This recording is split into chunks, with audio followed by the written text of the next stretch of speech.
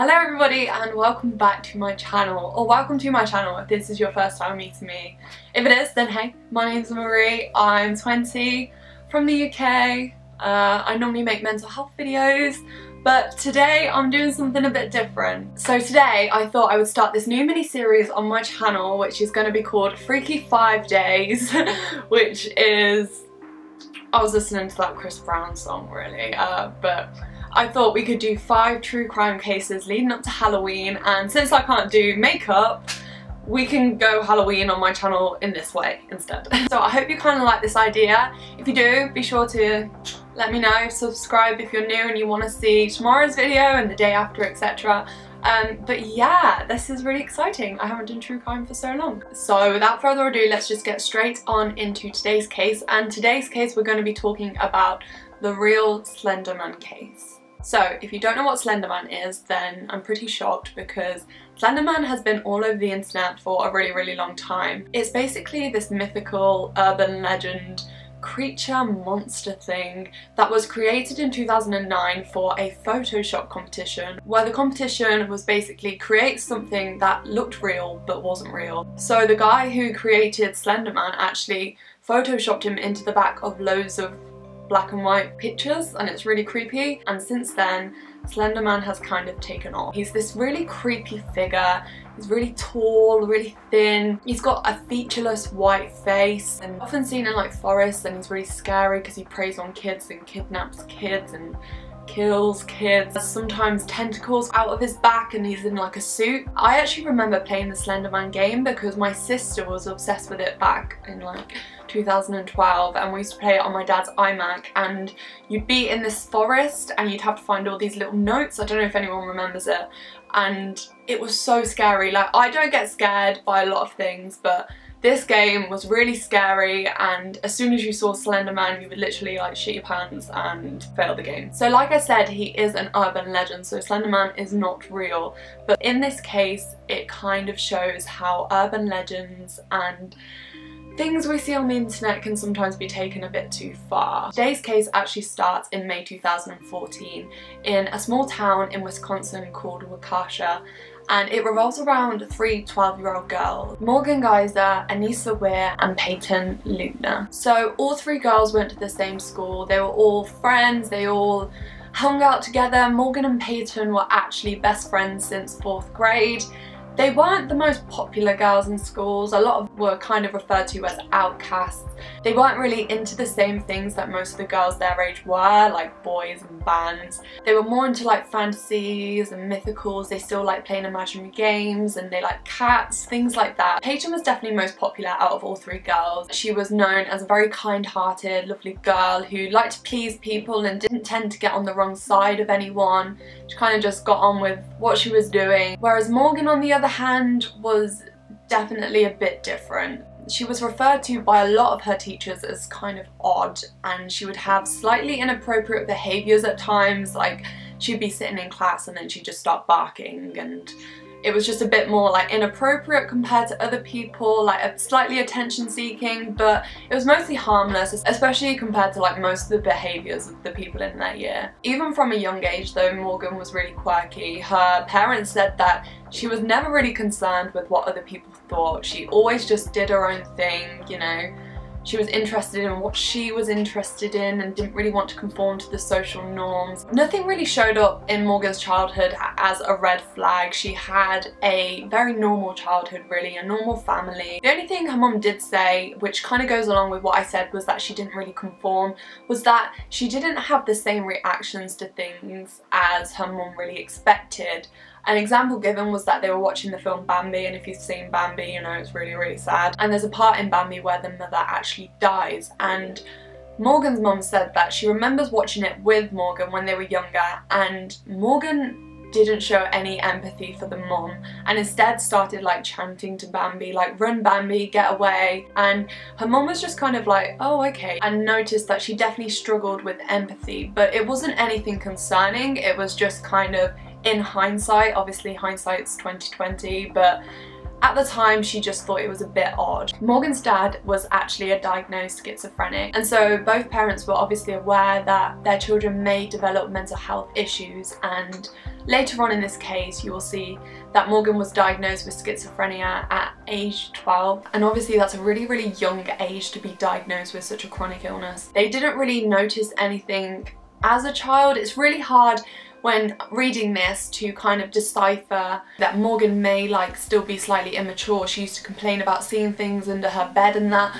but all kids have such vivid imaginations that how is something like seeing something under your bed, which is very common in kids, gonna be a red flag for the events that are about to take place? Like, I can just see from the parents' point of view that at the time nothing seemed out of the ordinary. Now, Anissa Weir and Morgan actually became friends later on, and they became friends because Morgan was quite vulnerable and Anissa used to stand up to her against bullies and like would literally physically fight off bullies at times.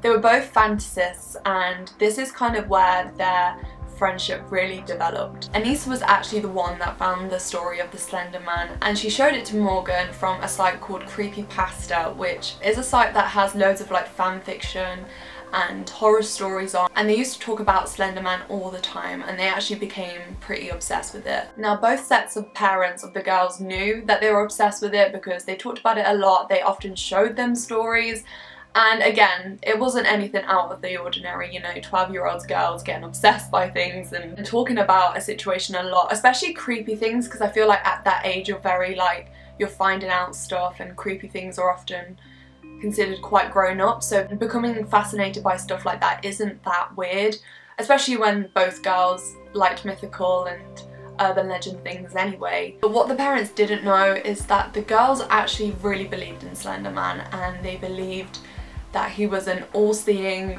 all-being entity that had the power to kill them or kill their parents, and these girls were actually terrified of Slender Man and really believed he was real. So the case actually starts on May 30th, and Morgan's 12th birthday was coming up, so all three girls had planned to have a sleepover together. They were going to go rollerblading, you know, have pizza and do all of that sleepover stuff, and Peyton was so excited for this. And obviously these girls are 12, so things like sleepovers, you're going to be talking about it for weeks prior to it happening, and that's what Peyton did, but things didn't go quite as Peyton planned. On the Friday night, all three girls were taken by Morgan's dad Matt to an indoor skating rink, and at about 9:30 he took them home because they were tired, and he said that they stayed up for the next few hours and just goofed around on the laptop and, you know, did all of that sleepover stuff. They played dress up, basically being like young girls at a sleepover. The next morning the girls woke up, they had strawberries and donuts. Morgan's mum sat down with them to have breakfast. She said that all the girls were acting normally, they were all laughing and joking, and then Morgan asked if they could all go outside to play, and obviously they'd had a really nice morning. The day was apparently lovely, so she said yes. The three of them headed to David's Park, and Peyton walked ahead whilst Morgan and Anissa were behind. And unbeknown to Peyton, Morgan had actually taken a knife from the kitchen, a 13cm knife, and hid it in her jacket pocket. Since December the year before, Morgan and Anissa had got so obsessed with Slender Man that they'd actually been planning a sacrifice. They believed that if they sacrificed someone, then they could appease Slender Man and actually earn his protection. And sadly on this day, Peyton was their victim. Morgan said later on in interviews that they were actually going to try and kill Peyton on the night of the sleepover, but instead they decided to give her one more morning. And so on this day they led her down to the woods and they told her to play hide and seek. They'd actually just been in a toilet and kind of got nervous, so they tried to assault and push over Peyton, but since they got nervous they just left and persuaded her to go further down into the woods. They said if she played hide and seek with them that she could choose the game after, and I'm not really sure why Peyton followed them. I'm guessing, you know, she's not going to turn around at 12 and just run off home. She was at their house for a sleepover, so I guess she felt like she had to follow them. Or she even just shrugged off what had happened and just thought it was just a game. So she agreed to play hide and seek with them. Morgan counted first and Anissa and Peyton went to hide. And it was at this point that Anissa actually tried to restrain Peyton, but again she got nervous and couldn't. Morgan came over and said, "I'm not going to do it until you tell me." She brandished the knife at this point and Anissa started to walk away, but then Anissa stopped and she said, "Go ballistic, go crazy. At this point, Morgan started stabbing Peyton, and she actually stabbed her 19 times all over her body. The wounds were brutal. She had stab marks in her legs, her arms, her torso. Peyton actually had a punctured liver, a punctured stomach and pancreas, and one of the stab wounds was actually 1 millimeter away from a major artery in Peyton's heart. After Morgan had stopped stabbing Peyton, the two girls actually ran away. They were crying, they didn't really know what to do, and they went to a nearby Walmart to wash up. Now, I think this kind of shows how fearful the girls were. They genuinely believed in Slender Man. They believed that if they didn't kill someone for him, then he would kill them and he would kill their family. Later on in police interviews, the girls actually spoke about how by doing this sacrifice they would earn Slender Man's trust, and this way they'd be able to live with him in his forest, in his mansion. And when I say to you these girls believe that Slender Man was real, this just shows like they genuinely believed they would live in his mansion with him and he would keep them safe if they killed someone for him. Like, I know it's an urban legend and most of us can kind of shrug it off and say we know that it's not real, and I think the majority of people can. Some people actually genuinely believe in these things, and it's actually so worrying. Peyton definitely wasn't the intended victim for this. The girls didn't stab her because they hated her. The girls didn't want her dead, but they were so scared of Slender Man that they felt like they had to choose someone as their victim, and Peyton, being the very nice, people-pleasing person that she was, and their friend who had their trust, just happened to be that victim for them. In fact, it's really sad. Whilst they were stabbing Peyton, Peyton was obviously screaming and sobbing, and both of the girls were crying and saying how sorry they were for doing it. But they didn't actually kill Peyton, even though they thought they did. Peyton managed to drag herself out of this forest to a nearby gravel road, and she was found by a cyclist who was riding along that gravel road randomly one day. It was actually chained off, so he said he didn't know why he even tried to travel down that way, but he did on that. But thank God he did on the day, because he managed to save her life, and it was obvious from the first time he saw her that she had been stabbed. He rang the police straight away. What's the address of your emergency? Waukesha County, Millennium, transfer over a caller on Big Bend at the dead end just south of Rivera. Okay. Came upon a 12-year-old female. She appears to be stabbed. She appears to be what? Stabbed. Stabbed? Correct. Okay. Sir, you still there? Yes. Hi, sir. So are you with this 12-year-old female? Yeah, she said she's having trouble breathing. She said she was stabbed multiple times. And at this point, Peyton couldn't really answer his questions. She could say yes and no to the odd one, but obviously she was in so much pain. However, when he asked her, "Who did this to you?" she replied with, "My best friend," which is just so heartbreaking. So it wasn't hard to find the other girls. They were actually traveling to like another forest, which was like a 5-hour drive away from where they were at that time, and the police picked them up later on. They were just walking down the road, and they actually had the knife that they had used on Peyton in their bag still. So the police literally found them with the knife, you know, just walking down the road. The first question the girls asked was where was Peyton's body, and later on when questioned about why they did what they did, because they never actually denied doing it, they said that they were scared of what would happen if they didn't do it. So did you guys talk about doing this beforehand? Anisha told me we had to. Why? Because she said that he'd kill our families. Who's he? A man. I didn't know him, but Anisha knew him. She said we have to kill Bella. Now I feel like this might be a bit of a controversial case, because the girls were actually tried as adults, even though they were only 12 when it happened. This meant that they would get sentenced as if they were adults, and you know, sentencing as an adult is a lot more hardcore than if you're a child. Personally, I just don't get that. I don't understand how, if you were a juvenile when you committed a crime, how you can be an adult when prosecuted. I just don't see the balance there. I think even if it's like 30 years on, I think you should be tried as the age that you were when you committed the crime. And I know that might be quite controversial to say, like, yes, obviously I know at the end of the day what they did was awful, but I don't think they should be tried as adults. Both girls pleaded guilty to first-degree homicide, but the jury actually found them both not guilty for reason of mental disorder or defect. So this basically means that they weren't criminally responsible for the crime that they committed. So it kind of recognises that they did it, but because of their mental state and instability at the time, they can't be held responsible for it. So they did both still get sentenced, but it meant that they wouldn't be put in a prison. So Anissa was sentenced to 25 years to life in incarceration, so she went to a psychiatric facility, and Morgan was sentenced to 40 years, and obviously Morgan's the one who actually physically stabbed Peyton. She was sentenced to 40 years to life. Part of Morgan's sentence was that she was supposed to be in solitary confinement for 3 years, which I just think is such an odd thing. Does anyone else find that odd? Like, to put in a sentence in that you need to be in solitary confinement for like 3 years?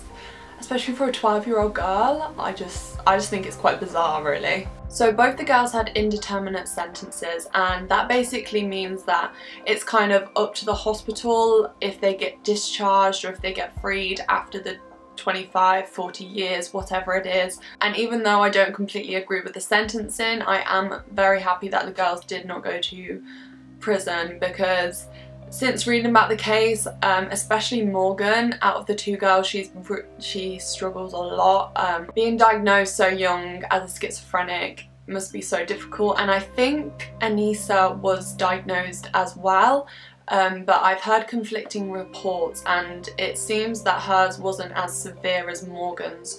So I'm not sure, obviously I don't want to put in that it was, but I've seen different reports that she was and some saying that she wasn't diagnosed. But I know that the girls have limited access to their family and friends, and I think from such a young age that's so hard.